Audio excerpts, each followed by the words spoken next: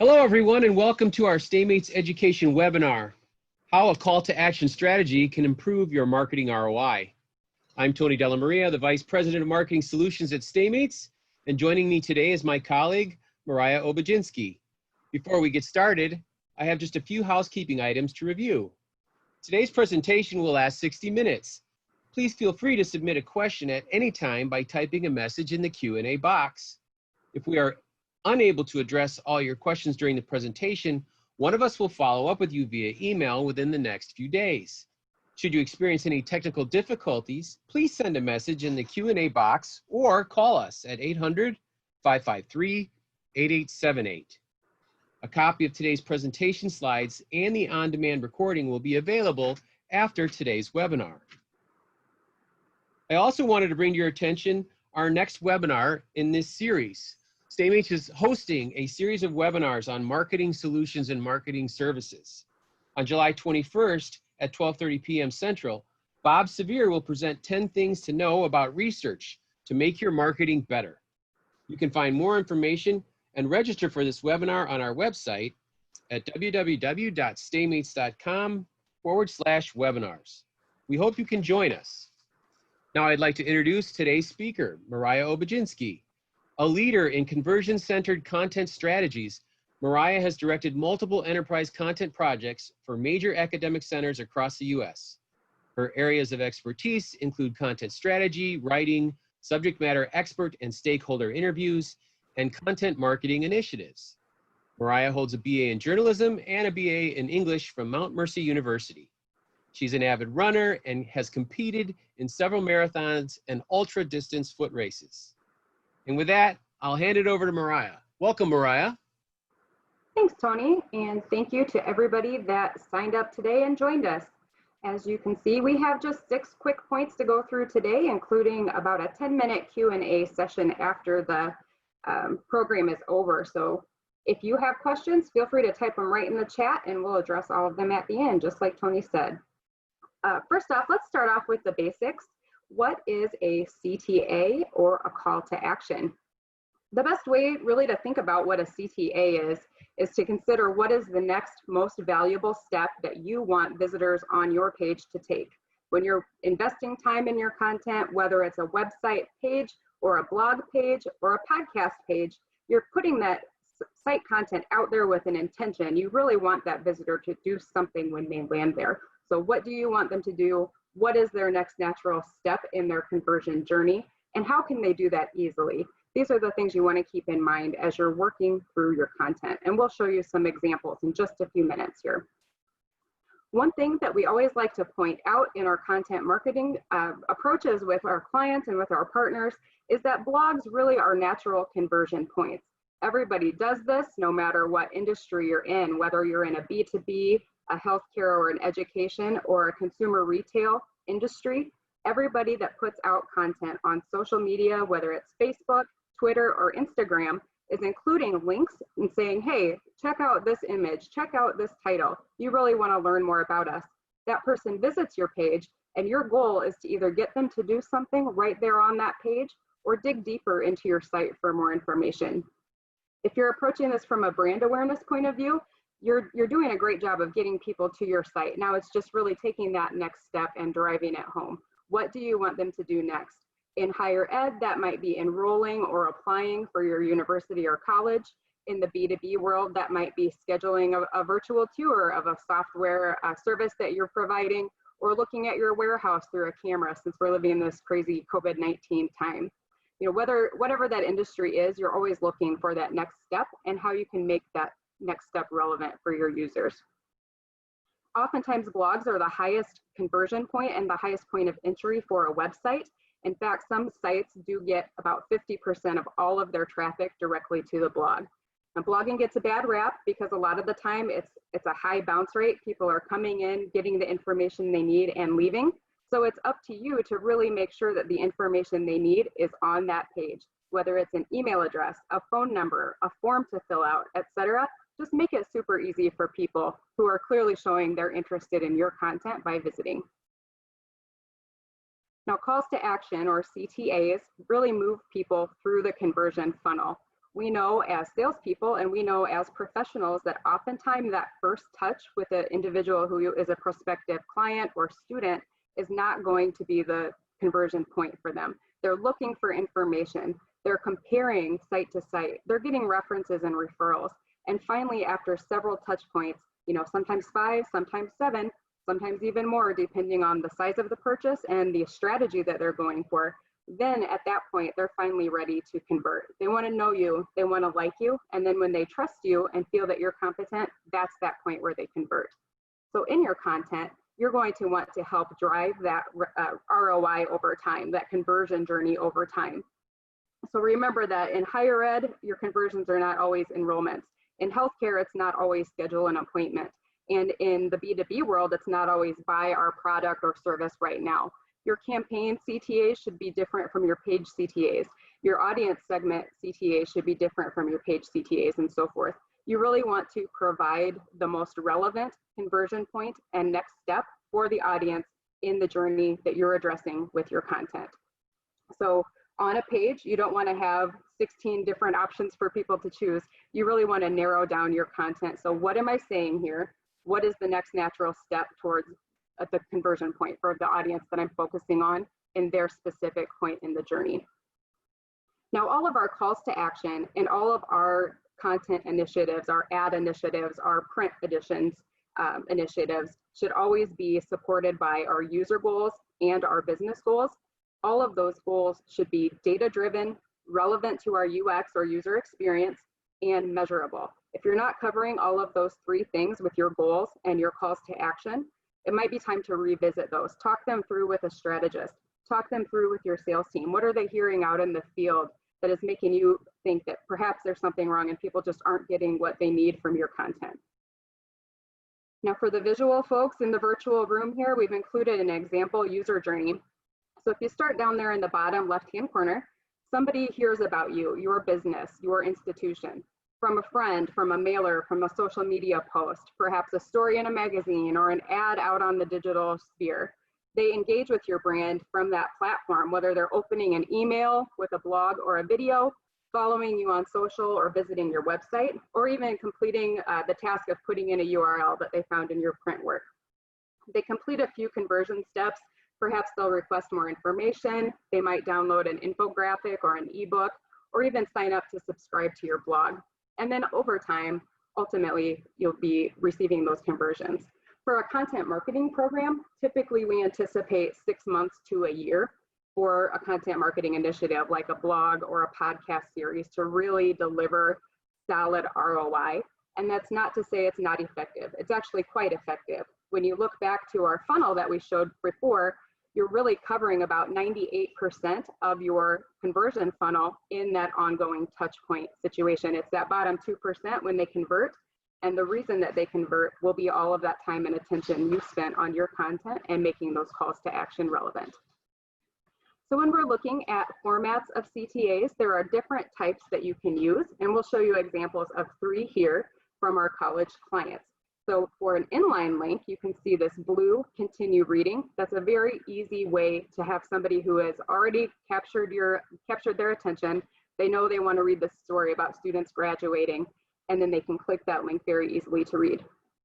Another conversion point that we see most frequently is the form. Somebody lands on this page. It's a landing page for a campaign, for example. They want to request information. So they will enter the bare minimum amount of information you actually need to get that information to them out the door. We have seen forms, and we'll show you an example later on, that have 10, 15, sometimes even 20 fields. Almost always, if we are honest with ourselves and our marketing teams, it's not necessary. We just need their name, their email address, and off they go. And then the final one that groups oftentimes will use and is very effective is buttons. So you can see this example here has several buttons that are very easily called out. You have your nice heading, you have a description of what you're going to find on that page, and then you have a very clear click this button to get this type of information directive. Now let's talk a little bit deeper about buttons. Oftentimes the first time that you put something out there, you might find it doesn't deliver exactly as expected. So one of the cool things about marketing is that it's never black and white. There's always a gray area, and oftentimes in that gray area, you just really need to talk to the people using your site, not your marketing team, not your digital and development team, but those people that are actively out there and using your content and your site. This is just an example here. So back in the day when we were working on this project, ghost buttons, or those flat buttons with just kind of a thin line around some text, were kind of a hot and trendy thing. You know, they're not that great, we found out, because after some testing and some usability studies of 2,000 plus visits, we found that almost 70% of users preferred that white button. Some of the feedback that the team that worked on this project got was, we just didn't see it. We didn't know what to do. We didn't know what was clickable. So you really have to be bold and be obvious. Even if you think you're over explaining, by highlighting that button field in a white, excuse me, you're not. You're actually just making it easier for that individual to convert. So always test, always compare, and let that data tell you what the best option is. All right, now we're getting into my favorite part. Why do people visit your site? And this is really my favorite, because you're talking about the different user journeys that are bringing people to your site. Not everybody comes there for the same reason, as you'll see in just a moment. So you have your current customers, your current visitors and subscribers who know you, they love you, they usually want what you're providing, whether that's a story, a video, a service, anything like that. They have easy access to the popular actions, and you want to really make these journeys easy for them. So these individuals typically are coming to learn more information, to get information about a new project or service that you're providing. And oftentimes buttons and banners are the easiest way to really call that out. When they're familiar with your site already, you want to catch their eye with something different.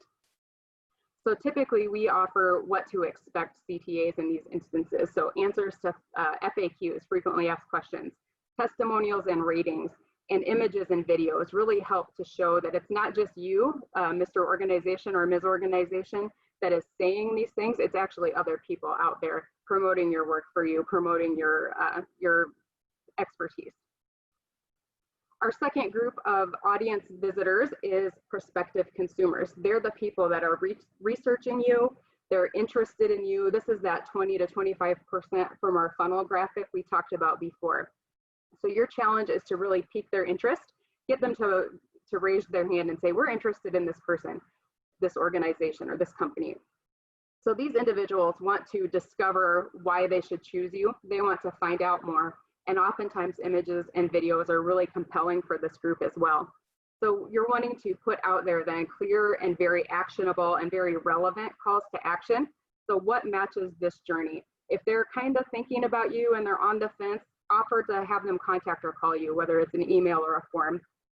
Ask them to request information. It can sometimes be a little bit less scary and a little bit less invasive than scheduling an appointment or a conference call with you. That way they can just get some information, review it at their leisure, etc.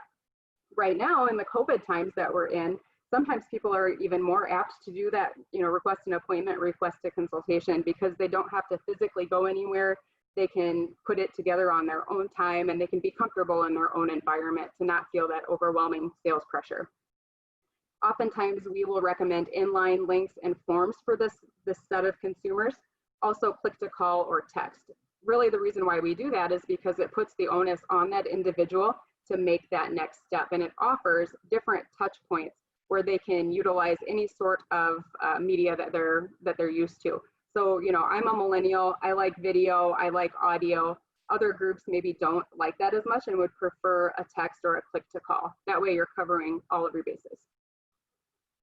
And then you have your interested parties of both of those segments.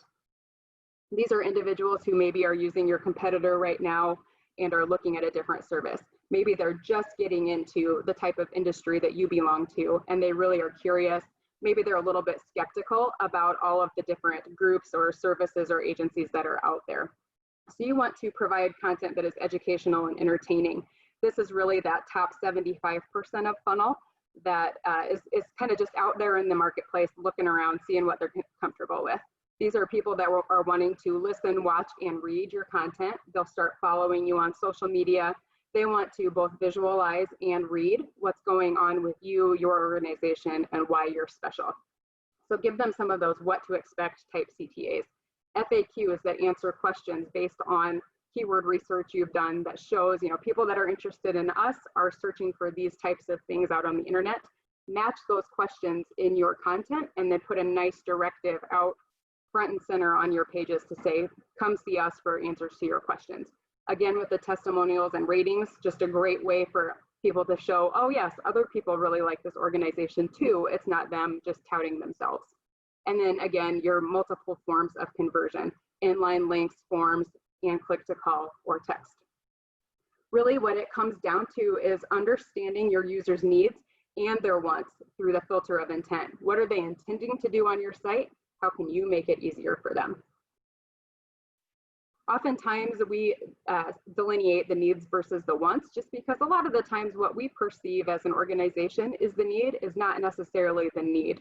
Sometimes we think they're coming because they must have this information, but really it's just something that they want. So you can see on the screen here, they're looking for critical information. That is a need. Call us if you have a heart situation. Call us if something breaks at your warehouse. Call us if your travel plans were immediately canceled and you don't know what else to do.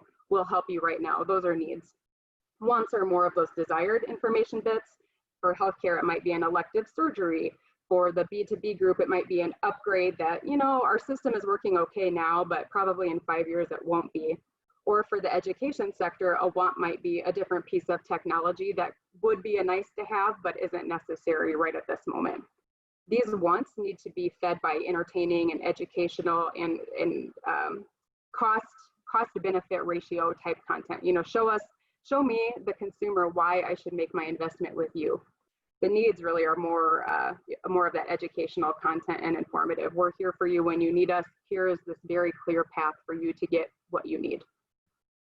I'm just going to show you a couple of examples from different industries. If your children out there are like my children, they spend a lot of time on Xbox, especially during this pandemic. So this has been kind of an interesting example to walk through. You can see on their CTAs, they will use several different types. So on this example, they're using a very important or a very prominent button, Shop Now. They're leading with the need. The need is to be the most immediate the first thing that you want them to see. So they have set up a 3 featured games slider where you can click through and see their top 3 games that are coming out right now. You see one that you've been eyeballing or your child has been asking about, and you can click Shop Now and put that bad boy right in your shopping cart. If you're still not really sure what you want, you can click the slider and see what the next option is, which is what I did when we did this test. So Borderlands 3, I hear is a really fun game. I have no idea. I don't play video games. But you can see how just very clear and concise that this call to action is. It says the name, which will be recognizable by your kids who are shopping, by adults who enjoy video games, and then it just gives a very simple description of what it is and a learn more option. Those are those wants that learn more information. It's not too deep. They can do immediate shopping. They can sign into their community up at the top where you can converse with other Xbox players about their opinions on games and things like that. You can look at deals that are available. Perhaps Borderlands 3 is half price this week. We're not sure. If we click into deals, it's a very easy way to convert in that manner. I might end up buying something else or something on top of what I was already coming to purchase. And then, always looking for that learn more, get deeper information on the product I'm already interested about. Our next example is Doritos, something I have personally been enjoying far too much during this coronavirus situation.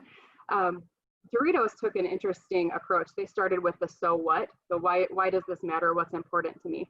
They show you the new products that are coming out, which is a great way to say, hey, you already like the plain Doritos or the nacho cheese Doritos. What about this kind that we just came out with? This serves a dual purpose as well, because you're not only showcasing something new to your existing audience, but perhaps somebody who's never tried Doritos saw a TV commercial or a digital ad about this product, and now they want to get more information, and lo and behold, it's right there. Similar to Xbox, they provided that flip through situation where you can click through and see all of the new products that are available right there. You can also watch videos about Doritos, which is kind of fun. They have some really neat marketing and branding videos if you are bored later and want to check that out. Again, the wants are there, but they're not too deep that you can't find them. So we're starting at the top with the thing we need is that purchase of our Doritos, and then at the bottom, that deeper information into what could we possibly want to learn more. Description, nutrition facts, and ingredients, and that buy now information is very easy to locate just from real quick drop downs right below the fold. Another one is my personal favorite is Adidas. They have done a wonderful job of really doing storytelling throughout their site visually and through their calls to action. So you can see the specific journeys that are going on here. There are potentially non-athletic people who just want to buy their athletic leisure wear.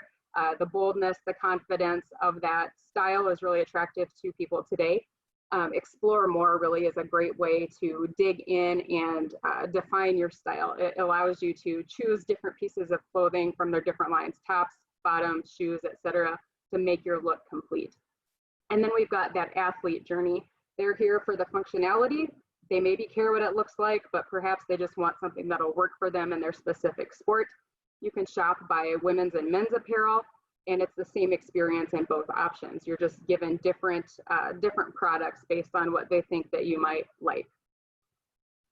And then again, there's always that visual affirmation of the brand connection. Even though a close-up of a woman's eye with beautiful fingernails is probably not something you would equate necessarily with Adidas, there's always that little logo at the top. There's always the text that ties the image to their message: powerful, purpose, freedom, independence, etc. And then a call to action that is playing off of both that strong text and that beautiful visual to get you to enact and give them your information to be contacted. And we always want to include a situation that has all of those different journeys covered here. So you can see an example here from Palm Beach Atlantic, where this specific set of pages, and it's showing the mobile view now, so it looks pretty small, but it covers all of the user journeys with very easy to navigate buttons. If you recall, this is the same page that we showed you right at the beginning, but this is the mobile version. So they're asking, you know, are you here to visit, ask for information, or apply? It's separate journeys altogether, but they make it very clear right up front. Hey, you know, you visited our site. Thanks for doing that. Now tell us what you want to know. Just making it super easy to get right where you need to go. And when you click through, you can see that very relevant information, their mission, their location. It just depends on what piece you pick, what information that they're going to serve up to you at that point. Let's walk through an example from our business to business group here at StayMates. This was a group that we worked with last year. It's Acuity Brands. They are an enterprise lighting solutions company. They had invested quite a bit into a Gartner report, which is basically a list of all of the items that they sell and how they stack up against competitors. So they wanted to showcase that. They got a really great rating through there and wanted to really showcase that to drive leads. But the document itself, if you've ever seen a Gartner report, you know, is very heavy, and they weren't necessarily sure what to do with it. So they came to Tony and our team and said, hey, help us find a strategy that we can really use this document in a way that makes us money. So we suggested that they use some of those insights from the Gartner report to create complementary pieces in an integrated program that included both offline and online lead generation. Our demand generation program, just kind of miniaturized. So let's walk through these statistics, and I will tell you up front, they don't look super dynamic, but the impact was huge. We provided to them a gated content solution, which for those in the virtual room who are not familiar with gated content, basically you put up a landing page, you add your blog content, and then you offer a piece of collateral behind the gated wall. In this point, or in this project rather, it was that Gartner report. So we talked it up, we played it up, we said, give us your email address and your name, and we'll email you a copy of our report. We created with them and for them 4 articles that were emailed out and sent out on social media and through podcasts to a very targeted audience. Since they are a lighting solutions company, they were looking to reach large warehouses, large independent manufacturers, places that need a lot of lighting and need it at an affordable cost with a partner that will really work with them. We did digital plus print articles. All of the traffic for this project was organic. They decided not to put any dollars behind social. And our buildings publication, buildings.com, was really the social influencer for it. Our audiences trust that the content we're putting out is in their best benefit and will behoove them to take a look. So we sent that out to our list as well. We provided data-driven celebrations weekly with our client to check in, and robust email reporting, as well as scheduled calls to really talk through what was going on. From their project, we used kind of a capture and convert sort of strategy. We really played up, as I mentioned, those insights, and we only asked for the most minimal information we needed for the Acuity team to follow up with and nurture and close those sales. The results were really phenomenal. Their previous vendor that they had worked with got them exactly no leads that were useful. We got them 8. So we like to say it's an 800% increase, right? Really, 8 is a small number, and we went to the table with that information and said, look, we know this is small, but they were estimating their lead value at around $400,000 a piece. So when you put that all together, those 4 little articles and the subsequent social media post could potentially generate them over $3 million.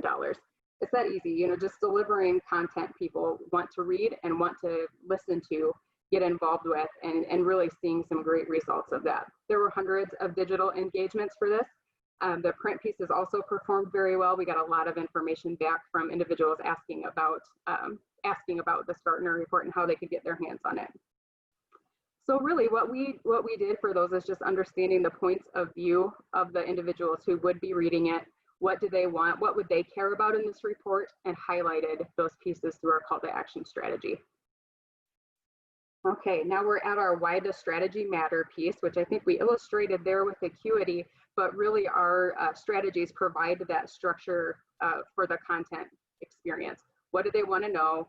Providing the structural cues and visual markers to help them get there, and then allowing us to reduce information by offering those options quickly instead of making them sift through paragraphs and paragraphs of text. The way we do that is including inline links and buttons. So really, it all boils down to making those conversions easy. Directing traffic, avoiding that post and pray like, oh, we didn't do any research and I hope that this works. No, you'll have to do that research ahead of time. Make those calls to action clear and really create those actionable experiences.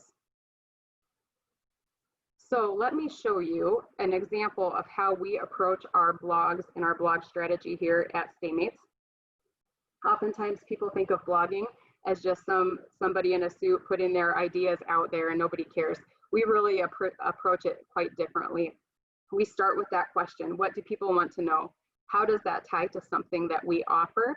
And then how can we direct people to a natural next step thereafter?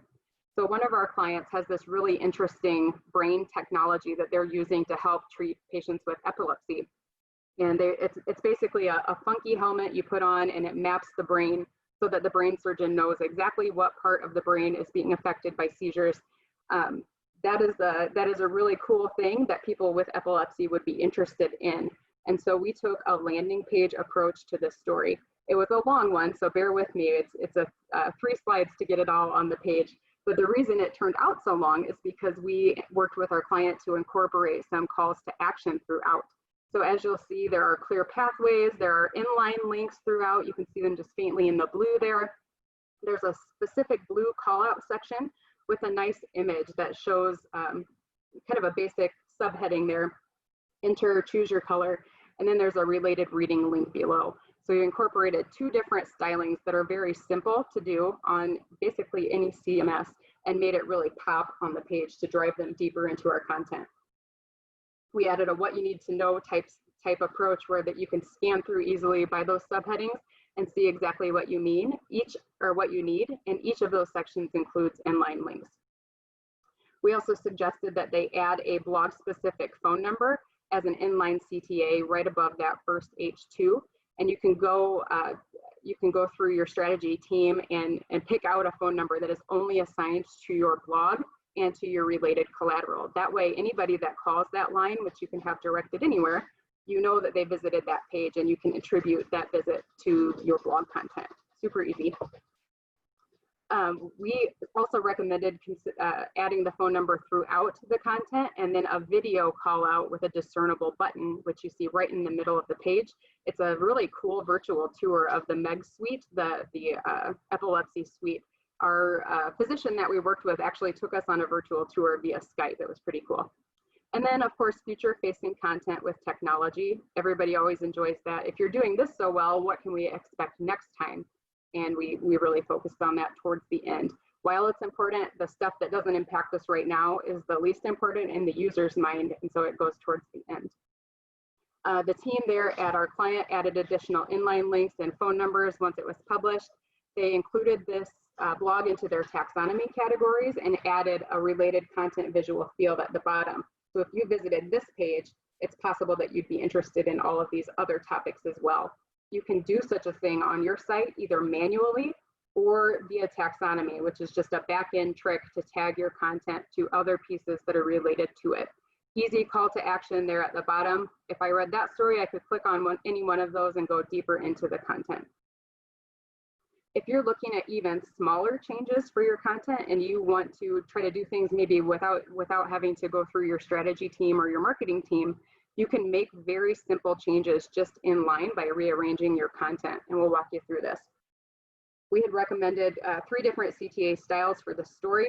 There's a related reading, just like we saw, inline CTAs and call out buttons that lead to, in our experience, more visits and more sales or conversion points over time. When you give people those options, they're more willing to click on the piece that makes them feel the most comfortable. So we recommended adding those to this blog and focusing on just the data from the back end. After those changes were made, there was a more than 30% increase in their organic traffic. There was more than a 40% increase in page views organically and more than a 38% increase in entrances. And the reason for that is because the more relevant content was pushed up to the top, it was more scannable. And then when they start sharing those pieces out, the way that it's organized is just much easier to follow and keep people in and keep people sharing it out to others. Okay, so the challenging part for a lot of our groups is writing those effective CTAs. And the reason it's challenging is not because people aren't good writers, it's because they are very close to the topic. They know what they're trying to get after, but sometimes we just have to talk it through in the language that our customers and our partners use. So here's a kind of a crummy example we like to share. This is just chock full of ridiculous marketing content. That's fantastic, exclusive, one of a kind, etc. In our contest, blah, blah, blah, blah, blah. Nobody has time to read that. You could boil it down to just 1 sentence, 2 sentences. Feeling lucky, enter now for a chance to win. You're appealing to that intrigue with the question in the beginning, and you're making it short enough that you can scan it and read it, get the information, and do your thing without having to dive through too much.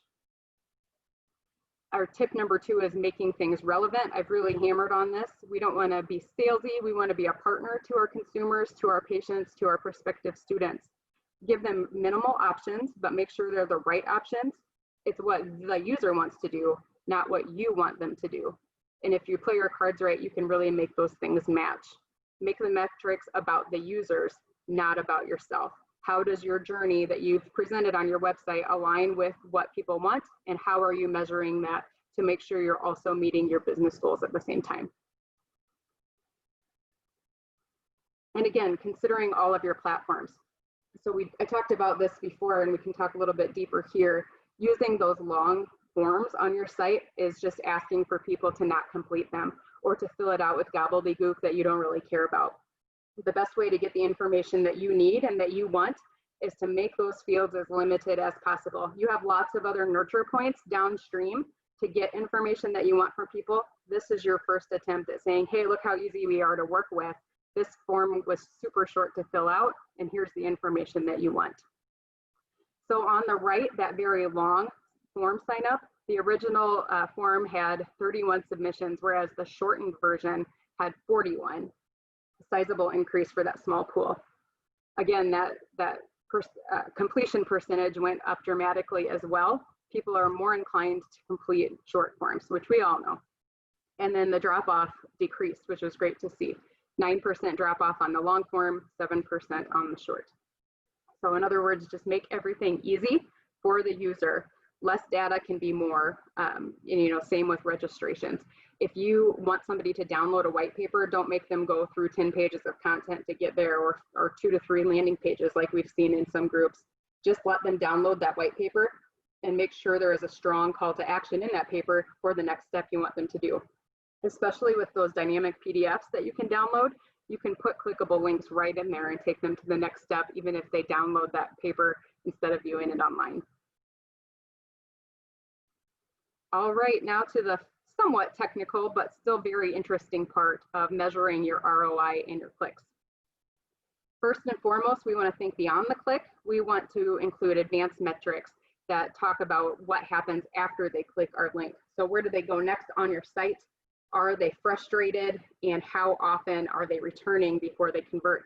You can do all of those things with tools you might already own, or with a very easy strategy partnership with your vendor.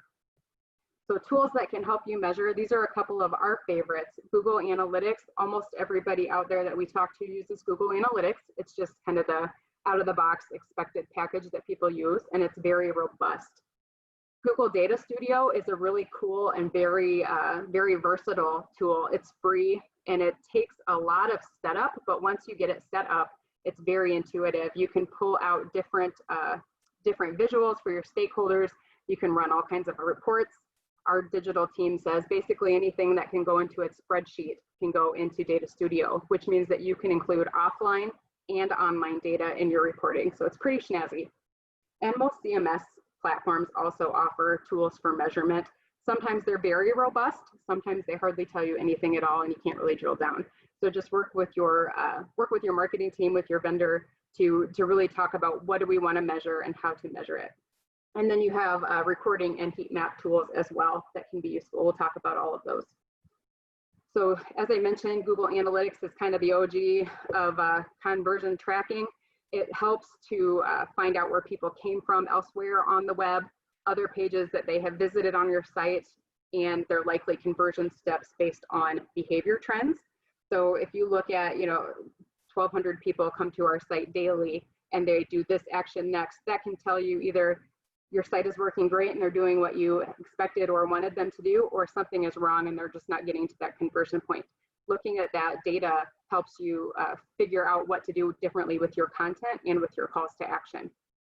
So it's useful if you understand that data, but it's not highly visual. Google Analytics has some tables and some bar graphs, but if your stakeholders or your clients or your prospective donors and things are not super savvy, you need to partner with a savvy agency or a designer that can help you make those stakeholder reports. It's an extra step, but that's why we are recommending Google Data Studio. Google Data Studio is like the cool hip cousin of Google Analytics. It takes your analytics data and displays it in these dynamic dashboards. So it is free. It offers basically endless widgets like pie graphs, drop downs, things like that. Easy to pull those out of the system itself into visuals. You can just click to download any of those, and you can really measure interesting events in Google Analytics. So if you want somebody to click on a specific blog, you would set that up as an event. You could track every interaction that goes on with that button. If you want to track whether people move to two pages or more in your site, you can set that up as an event. So work with your analytics and your marketing partners and get that set up on your site if you don't have it already. Feel free to talk to us after this as well, and we can talk you through that. So like I mentioned before, CMS platform tools are not often the most dynamic thing, but if you're just starting out or your budget is tight right now, you can use them to kind of get by, so long as you have the savvy or your organizations you work with have the savvy to really extrapolate that data into something that is a good story for your stakeholders. You may want to eventually integrate with GA or Data Studio, but you can get timely kind of high level data that you can use day to day from your CMS. This is one of the, most interesting tools that we use oftentimes with clients, recording and heat mapping. You can actually go through and see where people are clicking the most on your site and see how that pairs up with what you expected. So people are clicking on buttons, clicking on dynamic graphics, or failing to do so. They're clicking on your menus. and they're not really clicking a whole lot of places elsewhere, which is really great to see, especially on mobile where it's so easy to fat finger things as you're going through. This is a good way to just check as a pulse to make sure that people are doing what you had anticipated. So easy, it's very simple to set up. All you just need is a snippet of code added to your Google Analytics. So our calls to action and our data all come together to discuss anticipated versus actual user behavior, and then you use that information to extrapolate your content thereafter. So what you think is the easiest path might not be, based on things that you know, things that your team knows, versus what your prospective clients, partners, and audience don't know. Consider the terms that you're using and avoid that industry jargon. Like, we know what SaaS means, but perhaps a consumer that's just starting out in the facilities management industry, for example, might not know that, and they need to know that it's software as a service. Just, you know, that might not be the greatest example, but just being careful to use industry terms sparingly and use more often the terms that your people in your audience use. So just a quick note here, and we will open this up to questions from the audience. But just remember that your content strategy, whether it's on your static website or in your blogging and content marketing efforts, is not a set it and forget it. It is a marathon and not a sprint. So success will take time. Like I mentioned before, it can be 6 months to a year of diligent work and diligent review of metrics before you see monetary return. Don't feel like you're failing. Don't feel like something is not correct, but that is just the nature of the beast. People have to get awareness for your brand, for your organization. The more that they engage, the more you will see those ROI conversions piling up after you've gained some clout. Building that CTA strategy into your content marketing plan is very important, along with setting those KPIs, your key performance indicators, and your goals.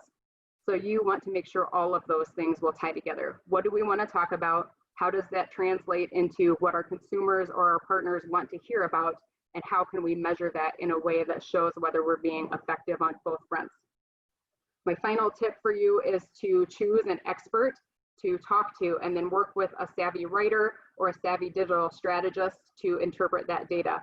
Oftentimes our president or CEO or top field salesperson or top physician or program director is a wealth of information, but they are so ingrained in their position that they don't necessarily know how to talk about it at that, layperson level.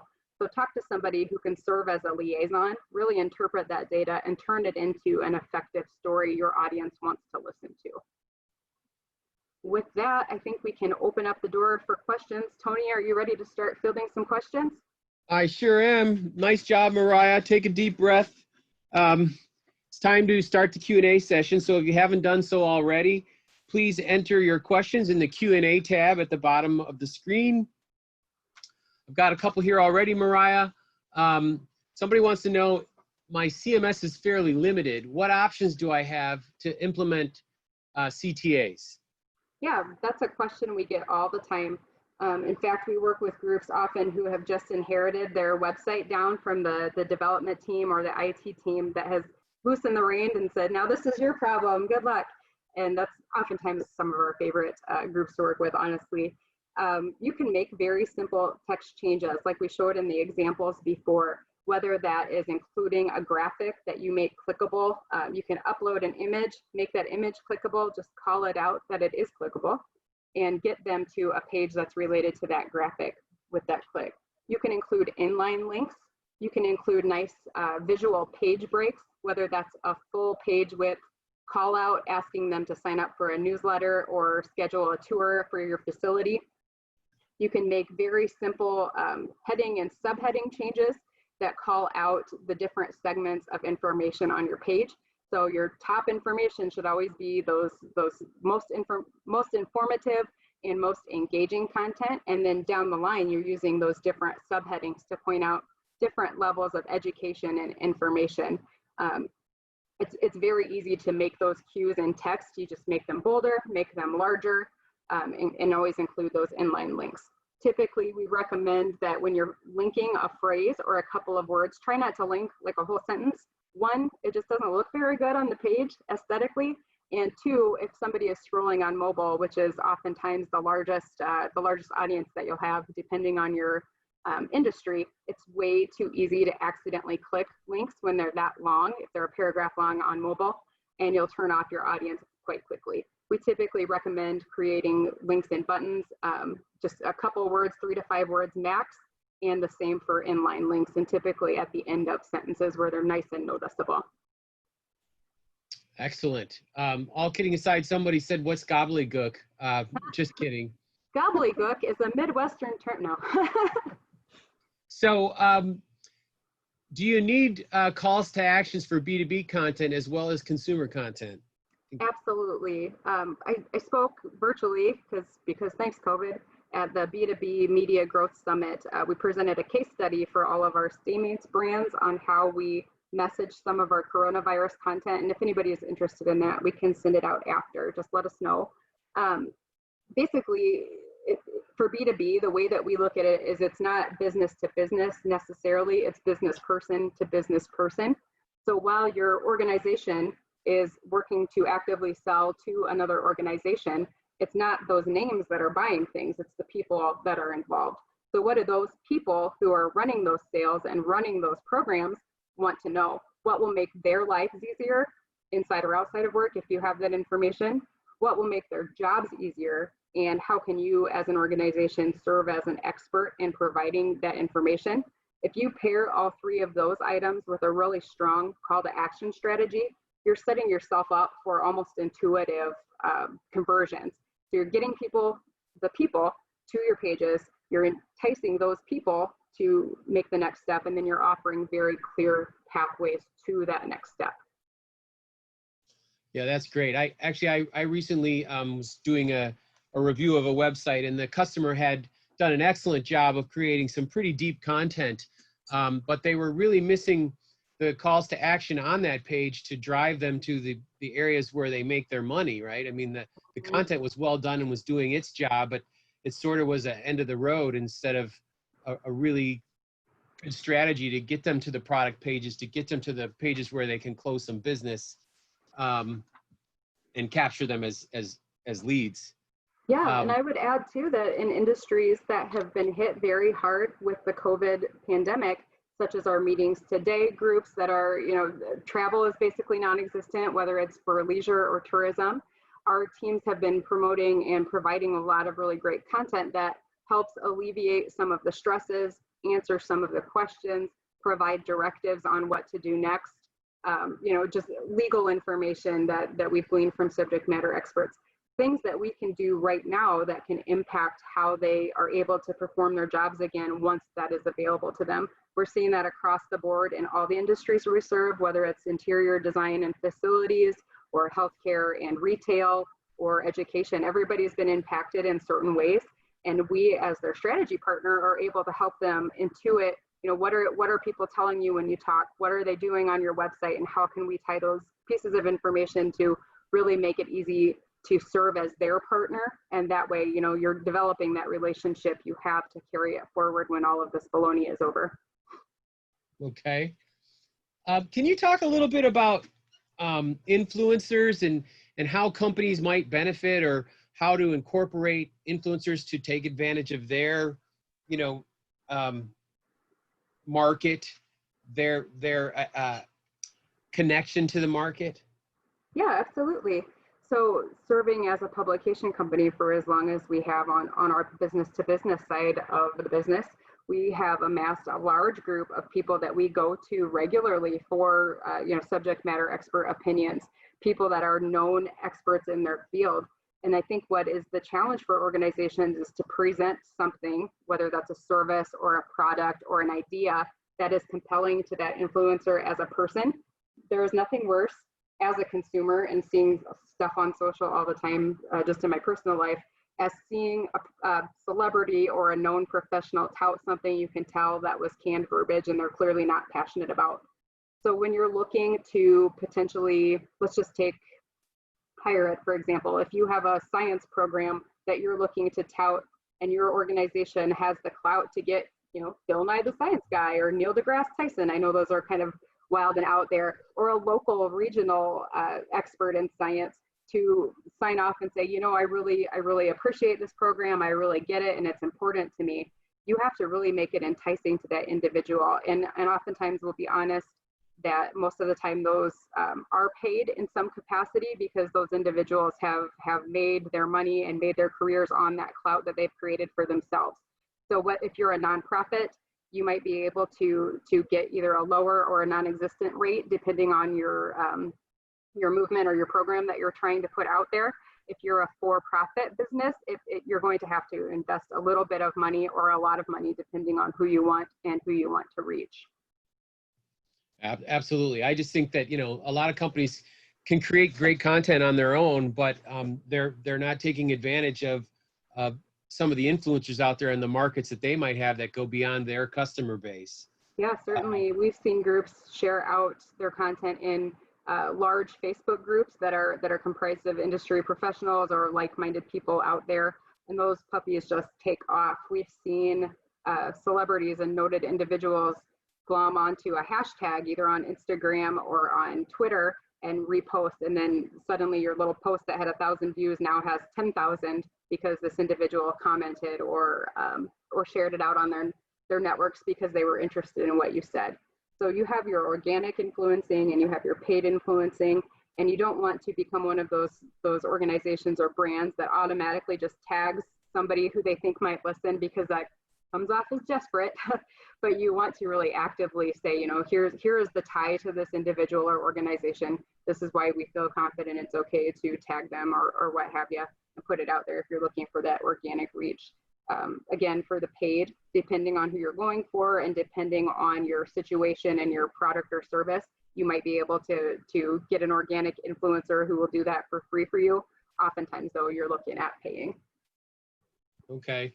Well, in our mission to serve as much useful information as possible, gobbledygook was coined by Texas Congressman Maury Maverick in 1944. We've all learned something today. Due to the jargon used by policymakers in Washington, D.C., it reminded him of the sound of turkeys gobbling. So that's good to know. We've got time for a couple more. Someone says, I started using calls to action and have had limited response. And you covered a little bit of this, but what can I do to improve my return on my CTAs? Yeah, one thing that we do often is usability studies. And you can do those very, very diligently, thoroughly, comprehensively with a research team set up. And we do have a great research team here at StayMates.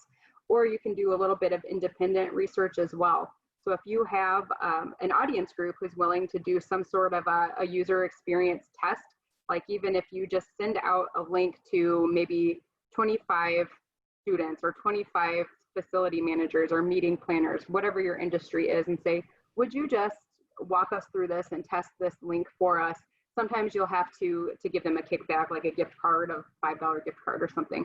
Sometimes they will do it for free, depending on who it is. But get video of them walking through it if possible, or sit on a Zoom call and have them walk through it and see if they can, without prompting or without cues, attempt to complete the conversion step that you wanted. So for example, if you have tabs on your page that are kind of buried but carry really important information and you're wondering why nobody is getting to it, have an anonymous user, a non-biased user sit down, walk through that page with the goal of finding this piece of information. And you can watch them click around, and you can watch them see where their eyes go to immediately, where they expect that content to be, and then amass all of that data from that user group and use that as your trend data to say, perhaps we should try moving that content out of the tab and putting it up at the top of the page if that's where everybody's expecting to go. Do some testing. You can, a lot of CMSs allow you to create 2 versions of pages. So in one situation, you can put out posts on Facebook to the one version of the blog or LinkedIn or whatever your platform is. And then in the other half of your post, put out the link to the other page, to the B test page. And then after a week or 2, just see what the performance is like. If you get more conversions on the A page versus the B page, you know that your change was correct and that it was working. Again, these things take time. So especially if you're not putting dollars behind those digital campaigns, expect to see almost always a slower return. the way that algorithms work out there in Google and on social, it's pay to play. So if you're not paying, you're relying solely on your audience to just know where to find that information, when to find it, and start sharing it out, which, as we all know, people are busy. They will see your content in their email or their social, but a lot of the times they are not actively seeking it out on your site specifically. Awesome. So I wonder if you could just talk a little bit about the COPE acronym that we use around here, and some of the pros and cons of doing that to drive conversions on websites. But the sure. create once, publish everywhere approach. Yeah, COPE is our base methodology here at StayMates. So it's create once, publish everywhere, and basically it's self-explanatory in the acronym, but doing it is the challenge. So if you think back to our Acuity example, they had this one piece of content that was kind of what we would call their hub piece of content, their Gartner report. From that report, we were able to derive 4 topics for articles, and I believe 4 to 8 topics for podcasts. So one piece of content boils down to about 8 to 12 different pieces of content topics. You can create articles, you can create images, infographics, videos, whatever it might be from those topics. And then you distill out those pieces across all of your brand channels. So for example, our business to business publications here at StayMates use print, we use digital in the form of ads, we use social media, and we use our websites and our client sites if they choose to partner with us. You can disseminate those different pieces of content in chunks and then draw people back to that central piece of content to download or to act. In Acuity's case, it was download that report. So you have effectively 12 pieces of content out there with 3 to 5 social media posts for each piece that you can leak out slowly over time. And I'm not great at math, but that's about 60 different touch points from just those few pieces of content that your team puts together.